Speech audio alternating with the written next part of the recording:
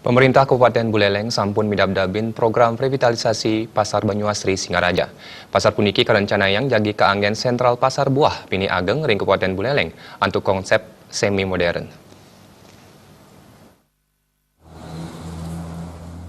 Bupati Buleleng Putu Agus Suradnyana mausang revitalisasi pasar Banyuasri sampun saking suwe kapikayunin.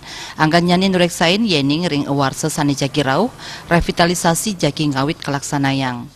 Pemkab kantun laksanayang investigasi miwah inventarisasi aset Pemkab wiadin status ruko ring widangan pasar Irike. Jimbar widangan Irike wantah 3 hektar. Yening pamidabdab sampun puput kelaksanayang program revitalisasi pasar Presiden Kekawitin ring warse kali tali siongolas. Pemargin revitalisasi pasar Banyuasri jagi kelaksanayang antuk maundagan.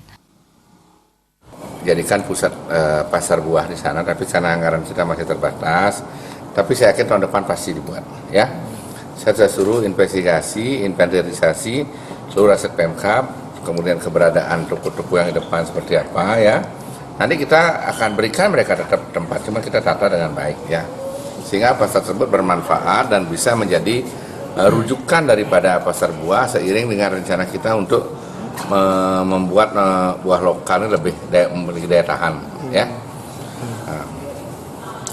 Tahun depan pasti kita anggarkan 30 miliar dulu, ya, 3 lantai. Anggarannya kira-kira kalau kita asumsikan sampai 100 miliar itu anggarannya. Revitalisasi pasar Banyuasri puniki jagi nganggen konsep semi modern nganggen 3 lantai.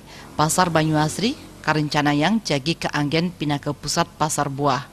Napi malih konsep puniki adung sareng program Pemkab Buleleng sejroning nangyang kwentenan buah lokal ring Kabupaten Buleleng. Komang Yuda, Bali TV.